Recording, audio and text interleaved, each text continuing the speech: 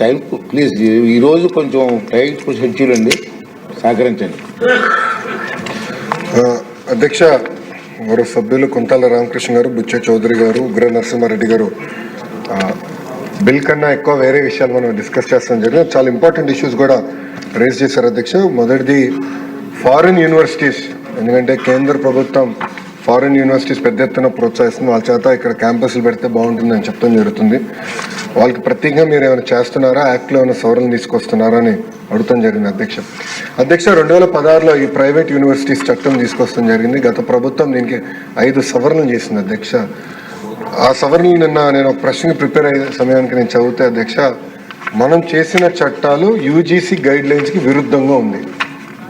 అంటే వాళ్ళు ఏం చెప్పారంటే, ఈరోజు గ్రీన్ఫీల్డ్ యూనివర్సిటీ ఏర్పాటు చేయాలంటే టాప్ 100 గ్లోబల్ యూనివర్సిటీస్తో జాయింట్ డిగ్రీ ఉండాలి అని చెప్తాం జరిగింది. కానీ యూజీసీ ఏమంటుందంటే, జాయింట్ డిగ్రీ ఇవ్వాలంటే మినిమం ఇన్ని సంవత్సరాలు ఆ యూనివర్సిటీ ఆపరేషన్లో ఉండాలి, ఇన్ని ఇయర్స్ అయి ఉండాలి అని చెప్తుంది. అంటే we are in conflict with UGC. So నేను మొన్న హౌస్లో కౌన్సిల్లో చెప్పాను, ఆ చట్టాన్ని మనం సవరణ చేయాలి, కానీ కొంచెం డీటెయిల్డ్గా చేద్దాం. అంటే హడావుడిగా చేస్తాం, మనకు పొరపాట్లు చేస్తాం, కొంచెం డీటెయిల్డ్గా చేసి ఆ చట్టాలని సవరిస్తాం జరుగుతుంది. దాంట్లో ఎలాంటి సందేహం లేదు.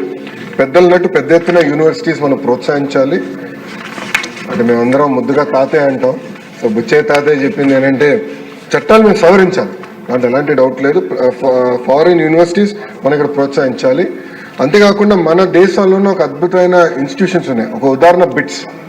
ఈరోజు అధ్యక్ష నిన్నే క్యాబినెట్ మీటింగ్లో బిట్స్ అమరావతిలో ఏర్పాటు చేసానికి 70 ఎకరాలు క్యాబినెట్ కూడా ఆమోదం తెలిపింది అధ్యక్ష. బిట్స్ ఆంధ్ర రాష్ట్రానికి వస్తుంది. అంతేకాకుండా అధ్యక్ష సార్ కోరికలు పెంచుతున్నారు, ఆగండి సార్, పూర్తి చేస్తారు.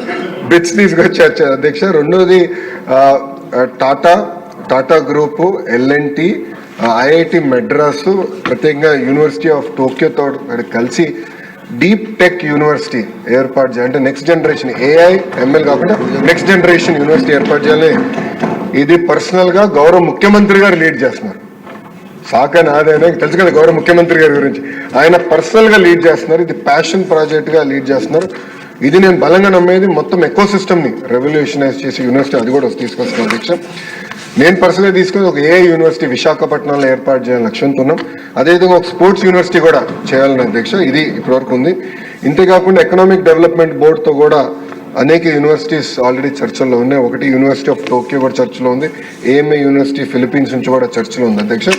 ఇంతేకాకుండా ఇతర యూనివర్సిటీలు కూడా వాళ్ళందరూ వచ్చి కలుస్తూ అంటున్నారు. సో ఈ సెషన్ అయిన తర్వాత వాళ్ళందరితో మీటింగ్ పెట్టుకుని పెద్ద ఎత్తున ప్రైవేట్ రంగంలో కేవలం ఇంటర్నేషనల్ యూనివర్సిటీ కాదు, భారతదేశంలో ఉన్న టాప్ యూనివర్సిటీస్ అందరినీ ఆంధ్ర రాష్ట్రానికి తీసుకొచ్చే విధంగా కేవలం అమరావతియో విశాఖపట్నమే కాకుండా అన్ని ప్రాంతాలు, అంటే రాయలసీమకి వెళ్ళాలి, ఎవరు వెళ్ళాలి. ఇంకో పక్కన కొన్ని పార్లమెంట్లు మనం చూసేగల ప్రభుత్వ విశ్వవిద్యాలయాలు, ప్రైవేట్ విశ్వవిద్యాలయాలు. సో మంత్రి అయిన తర్వాత అది బ్యాలెన్స్ చేయాలన్న ఆలోచనలో అక్కడికి వాళ్ళకి అంటే కొంచెం ₹2 ఎక్కువ ఇన్సెంటివ్స్ ఇచ్చి అలాంటి ప్రాంతాలు కూడా తీసుకెళ్ళి అన్ని ఏదైతే పార్లమెంట్లోనే కనీసం ఒక్క యూనివర్సిటీ అనేది ఉండాలనే లక్ష్యంతో మన కూటమి ప్రభుత్వం పనిచేస్తుందని గౌరవ సభ్యులు తెలుపుకుంటూ, ఉగ్ర నరసింహారెడ్డి గారు చెప్పారు అధ్యక్ష IIIT గురించి. ఆయన ఆల్రెడీ నన్ను కలిశారు, ఆ లెటర్ కూడా ఇచ్చారు అధ్యక్ష. సెషన్ అయిన తర్వాత అది కూడా టేకప్ చేస్తున్నాం. ఉగ్ర గారు చాలా తేలిగా మా ప్రాంతం వెనుకబడిన ప్రాంతం అని అంటున్నారు అధ్యక్ష. ఇంకో 3 సంవత్సరాలు ఇవ్వండి అధ్యక్ష. వాళ్ళకి CBG ప్రాజెక్ట్, రిలయన్స్ ప్రాజెక్ట్ మొత్తం ఆయన ప్రాంతానికి వస్తుంది. ఆయన ప్రాంతం రూపురేఖలు రాబోయే 3 సంవత్సరాలు మారబోతున్నాయని గౌరవ సభ్యులు తెలుపుతున్నారు అధ్యక్ష.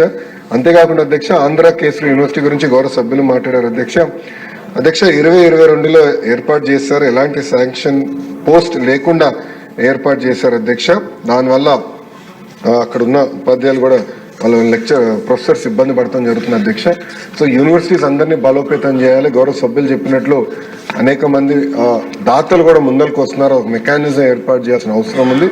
ఆంధ్ర కేసరి యూనివర్సిటీ కూడా ప్రోత్సహించాలనే లక్ష్యంతో మన ప్రభుత్వం పనిచేస్తుంది.